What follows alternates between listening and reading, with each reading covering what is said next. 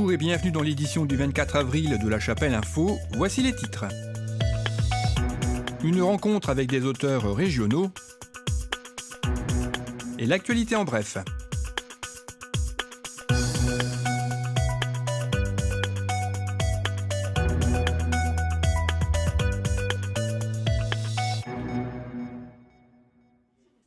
Une rencontre avec des auteurs régionaux a été organisée samedi 18 avril à la Bibliothèque pour tous située route nationale.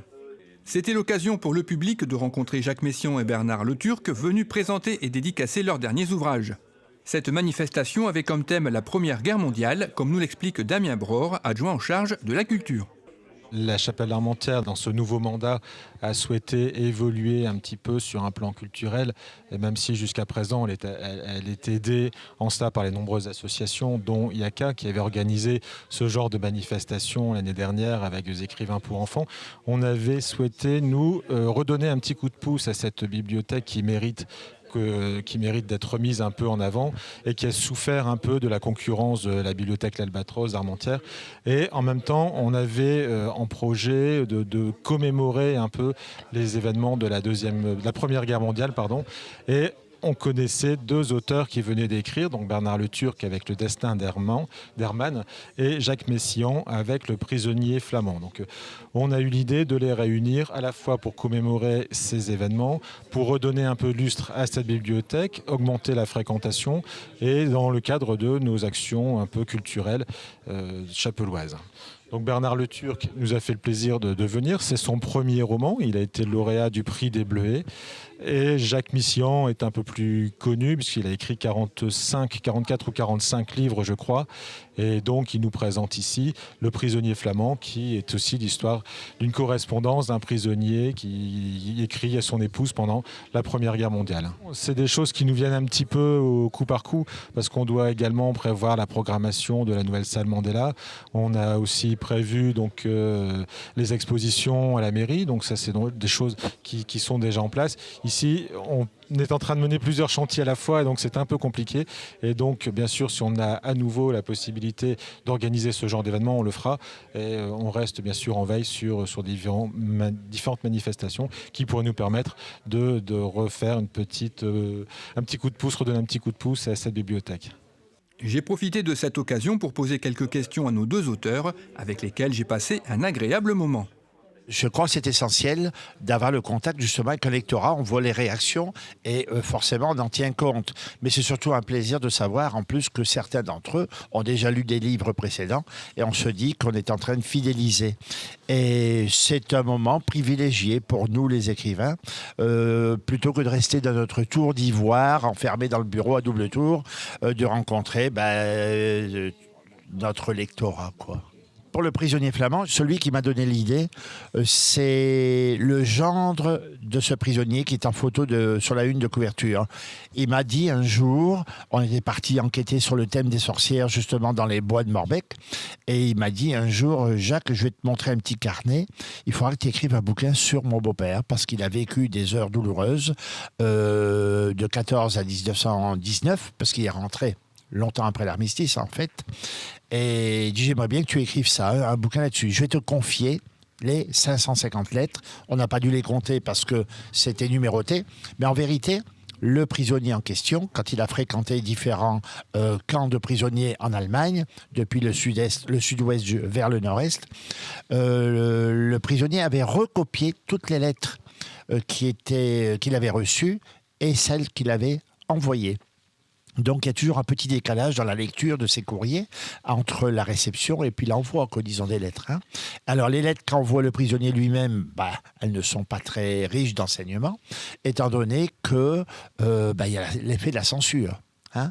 Tandis que sa femme voudrait bien raconter ce qui se passe à l'arrière du front, mais là aussi il y a la censure, parce qu'on est en bordure, elle est juste près de la forêt de Dieppe, elle est en bordure, et puis il y a des choses qu'elle ne peut pas raconter, sauf des choses sur les difficultés du travail, sur les Anglais qui occupent le village, qui sont là de ferme en ferme, sur certains Anglais d'ailleurs qui laissent quelques souvenirs auprès des jolies dames qui ont perdu leur mari. parce que ça existe par tous les temps, quoi, disons, surtout en cas de crise. Tous les auteurs aiment beaucoup rencontrer, bien sûr, leurs lecteurs. Alors, même quand, comme moi, on est un premier roman, et je dirais même qu'on apprécie d'autant plus que on est peu connu et on aspire à être plus connu. Et on sait que tous les gens qui se sont passionnés pour une œuvre qu'on aura réussi à faire en parlent.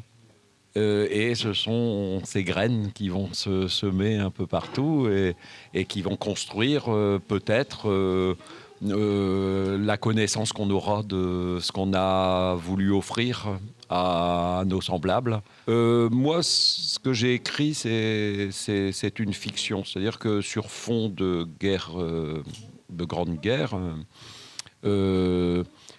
j'ai imaginé une histoire d'amour.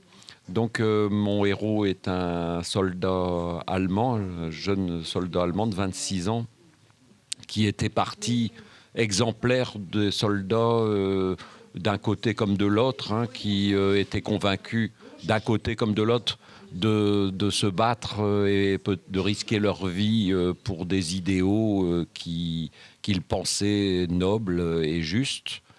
Et mon héros, Herman, en fait, a connu la campagne de Belgique pendant 2 mois, puis bien sûr les campagnes de l'invasion de la France jusqu'à l'arrêt en Champagne, où il va, en avril 1915, être victime d'un gaz mortel dont l'invention revient à un savant allemand qui, pour la petite histoire, était de confession juive.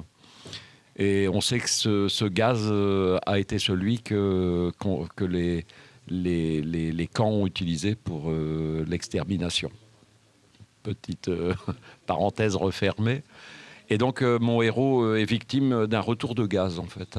Je me suis nourri, moi, d'anecdotes que j'ai glanées durant ma carrière d'enseignant et puis de ma carrière d'humain à écouter les personnes qui racontaient ce que leurs grands-parents ou arrière-grands-parents leur avaient raconté.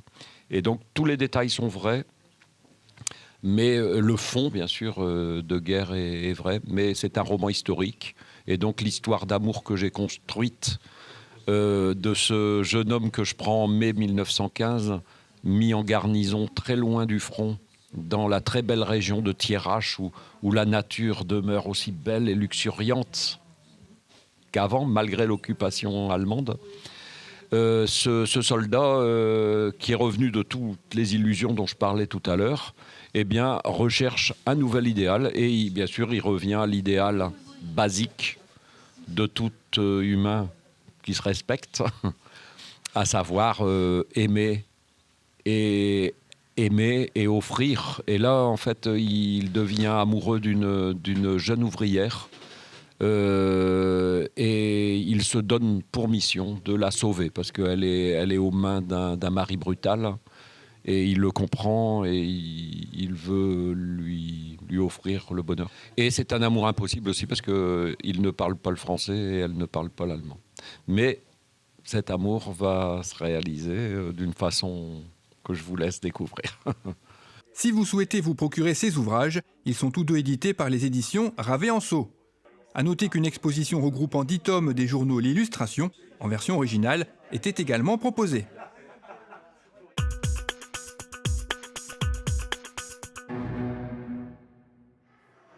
Les enfants de l'école Louis Bartier sont montés sur scène mardi 21 avril dans la salle polyvalente de la Choc.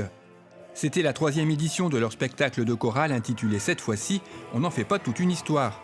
Sous la direction d'Hélène Couliou, la directrice de l'école, les enfants ont interprété un répertoire de 12 chansons. Ils étaient accompagnés par une partie des musiciens de l'ensemble vocal Mélie Mélodie de Nieppe et ont été rejoints sur scène par une partie des choristes de cet ensemble. Un spectacle qui a beaucoup plu aux parents venus en nombre dans une salle polyvalente presque trop petite.